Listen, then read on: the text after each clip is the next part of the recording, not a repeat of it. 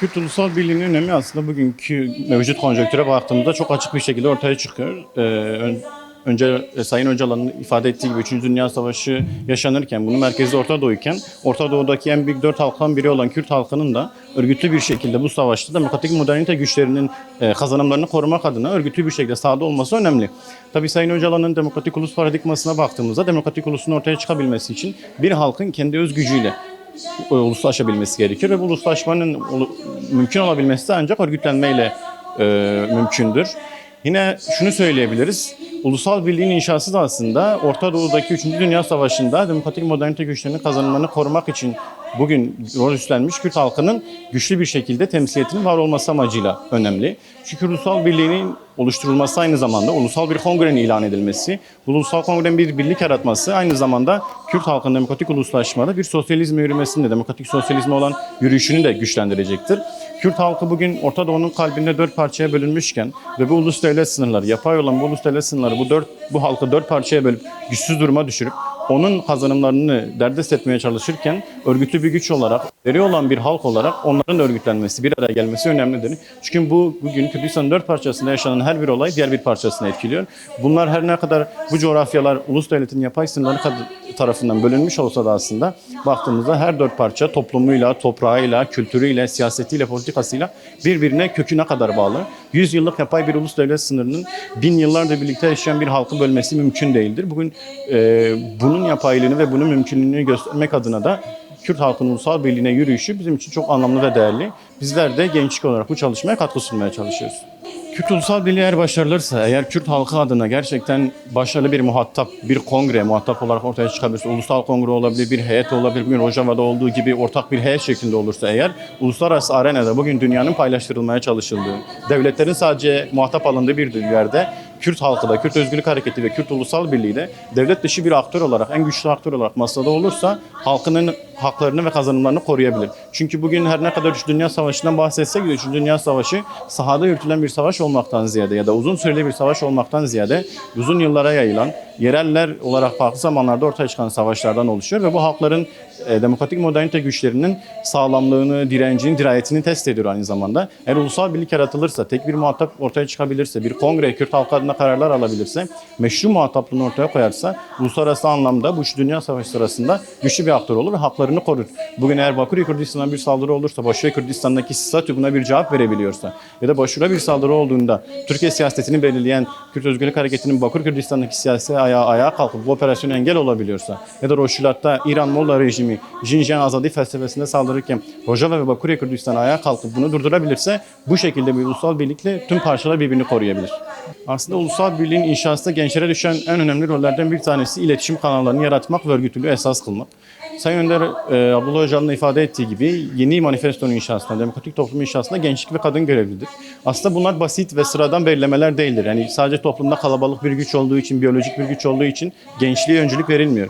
Aynı zamanda gençliğin dinamik yapısı, zihinsel olarak kassal bir ya da fiziksi, biyolojik bir dinçlikten bahsetmiyoruz. Fiziki, düşünce düzeyinde bir dinçlikten bahsediyoruz. Bugün sonuçlarını görüyoruz aslında. Bugün Bakü Kürdistan ve Başarı Kürdistan arasındaki siyasi partiler arasında üst düzeyde bir temas kurulamazken biz gençler olarak temel demokratik değerler, sosyalist değerler etrafında hızlıca bir araya gelip kenetlenebiliyoruz aslında.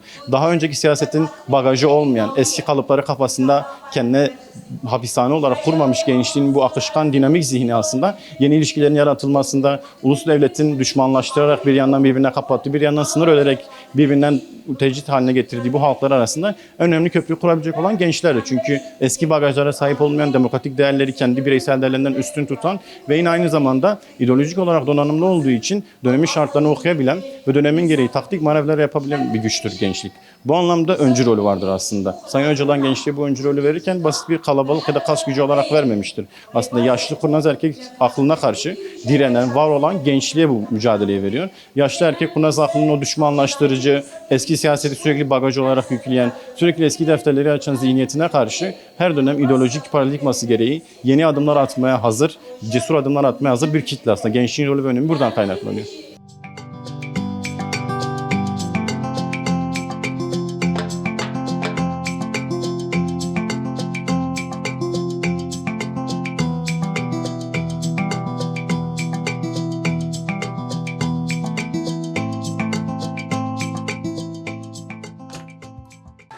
Kürt Ulusal Birliği'nin önemi yıllarca biliyorsunuz Kürt halkı her türlü baskı, işkenceye maruz kaldı.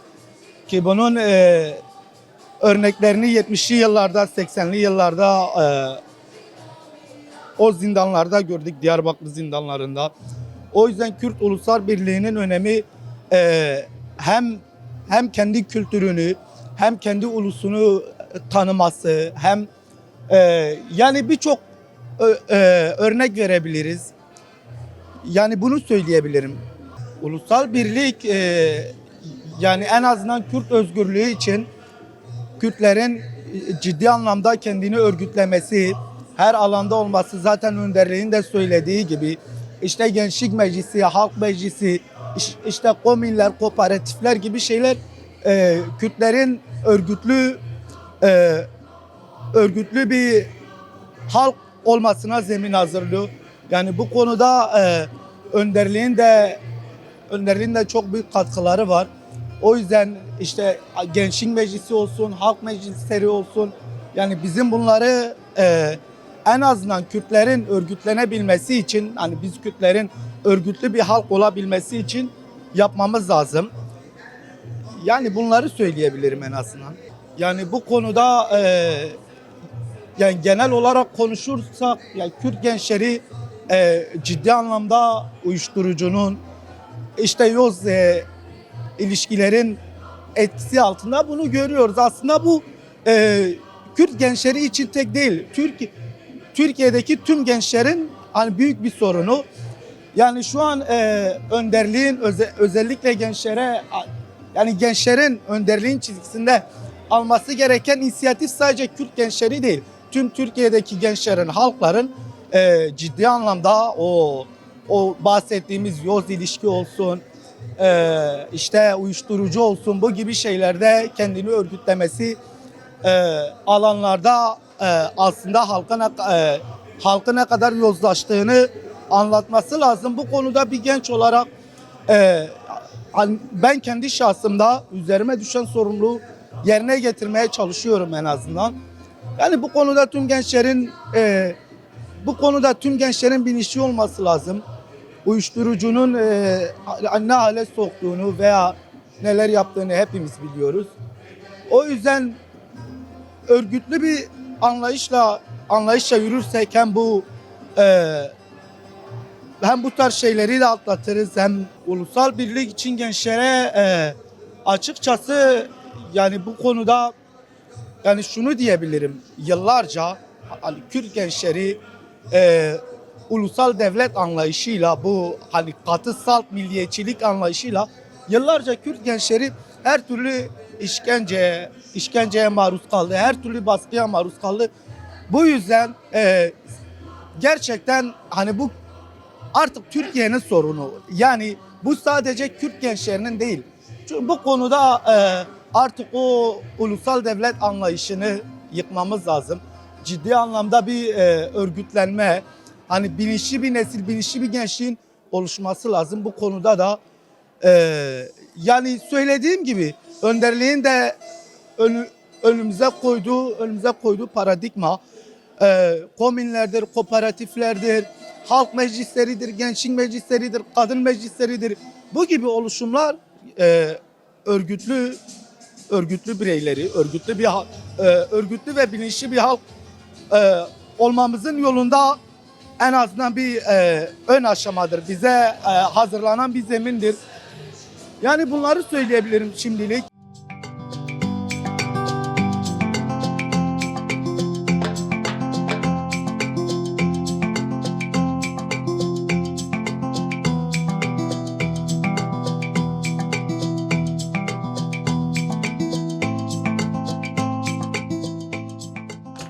Kürt birliğinin ulusal önemi Önder Apo'nun paradigması üzerine bence hareket edilmelidir. Kürtler bugün dünyada ve 4 parçaya bölünmüş olabilir ama zemin olarak biz Kürtler her zaman bir parçada stratejik bir şekilde buluşmamız gerekiyor. Bu da Önder Apo'nun paradigmasından geçiyor. Onu doğru anlamak ve yorumlamak gerekiyor bence. Nasıl bir rol oynuyor? Önce birlik olmamız gerekiyor. Önce başvurudan başlıyor. Rojava'ya destekten başlıyor. Rojava'nın statik konumu şu an gerçekten güçlü bir önem taşıyor. Bu yüzden Kürtlerin şu anki yaptığı konferanslar bence çok değerli. Kürtler belki tarihte ilk defa bu kadar güçlü bir şekilde birlik oluyor ve bunun sesini de dünyaya tanıtıyor. Kürtlerin ulusal bir devlet dışında yine Önder Apo'nun felsefesinde Kürtler sınır tanımaz ama bir oluruz. Bu da yine her zaman tek ses olmamız gerekiyor. Yani Başur, Bakur, Rojava. Şu an dünyada bunun bir örneği yok.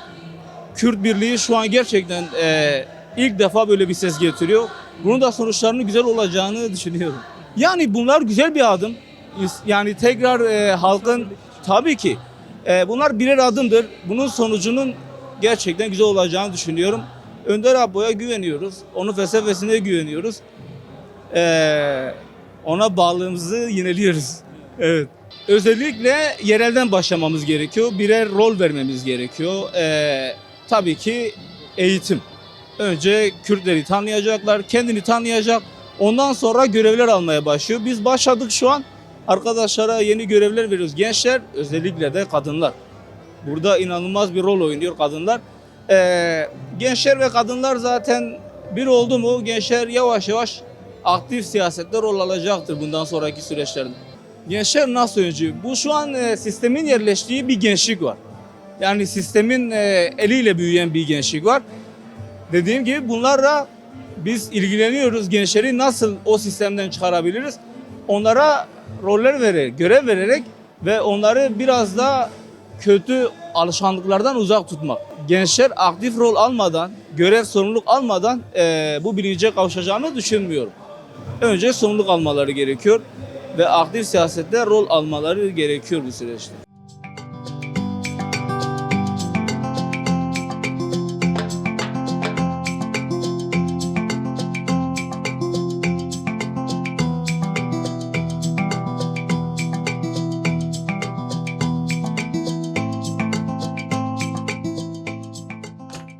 Ya Kürt ulusal birliğinin önemi Kürtlerin birlik içinde yani Türkiye'de, Irak'ta, Suriye'de, İran'da birlikte bir güç oluşturma, birlikte bu birliği sağlama adına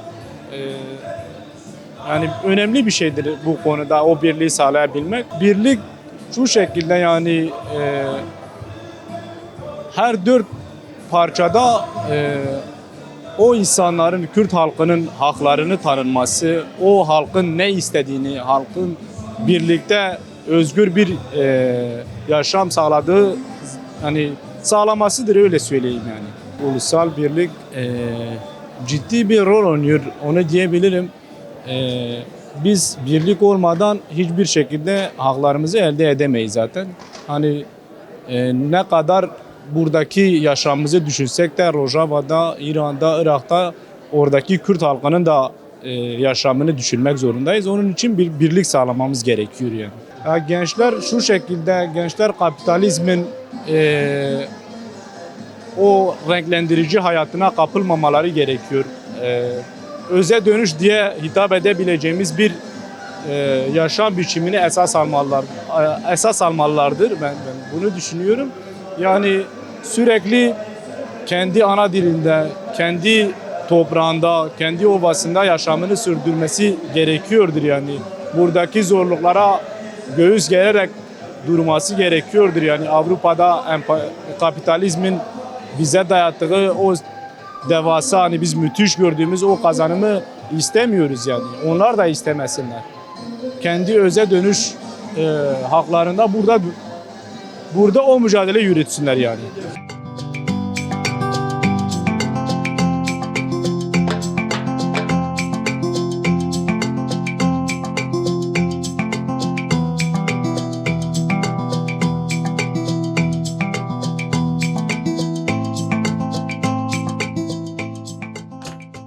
Yani bugün Kürt Ulusal Birliği yalnızca Kürt ulusları şahsında, Kürdistan'daki yaşayan halklar şahsında derinleştirilmiş bir politikadan ziyade Kürt ulusu şahsında çözümlenen bir zihniyetin derinlikli bir savaş politikasının ta kendisi. O yüzden bugün sadece Kürt Ulusal Birliği'nin değil demokratik bir Komünler Birliği'nin inşası dahi düşünüyorsa bunun geçeceği yol yine de Kürt ulusunun birliğinden geçmektedir. Bugün dünyanın hiçbir yanında gerçekten özgürlük mücadelesi veren halklar kendi ulusundan bağımsız bir mücadele yürütemiyor. Filistin gerçeğine baktığımızda, Vietnam'a ya da dünyadaki gerçekleşmiş devrim tarihlerine baktığımızda ulusal birlik hareketleriyle işte demokratik hareketler hep iç içe ilerlemişken Kürdistan gerçekliğine baktığımızda yüzyıllarca yıldır KDP, NK belki de bu gibi işte devletle işbirliği halinde giden tamamıyla aslında Kürt gerçeğiymiş gibi görünen ama Kürt'ün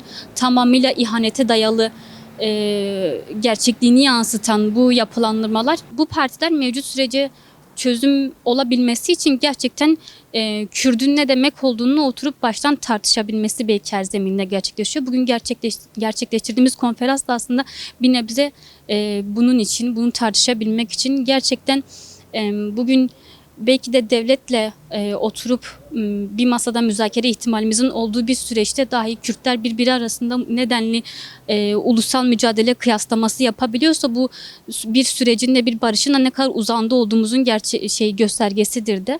Manifestoda yine önderlik diyordu işte. Biz Kürt gerçeğini yarattık. İşte Kürt kurtarıldı ama özgürlük içerisinde yok. Bu özgürlüğü doldurabilmek için de gerçekten Kürt'ün bir arada olabilmesi gerekiyor. O yüzden Kürdistan'da ziyade hatta Orta Doğu'da gerçekten bir barış gerçekleşmesi isteniyorsa bu da Kürt Ulusal Birliği'nin toplanabilmesidir. Zaten en dibi gördük. İşte zaten savaş gerçekliğini yaşadık. Zaten Bodrum katlarında yaşadık. Ben bugün dışarıda dilimi konuşabiliyorum ya da işte okulda iş imkanlarım var diyerek aslında sistem içerisine gayet sönümlenen gençliğin tam karşısında bu gençliği o sistemden çıkarabilecek bir etki yaratabilmek lazım. Bunun da temeli işte Önder Abdullah Öcalan'ın da işte manifestoda belirttiği gibi gerçekten mahallelerde, yerelde gençliği tepki uyandırabilecek komünlerde örgütleyerek bu zemine erişebiliriz.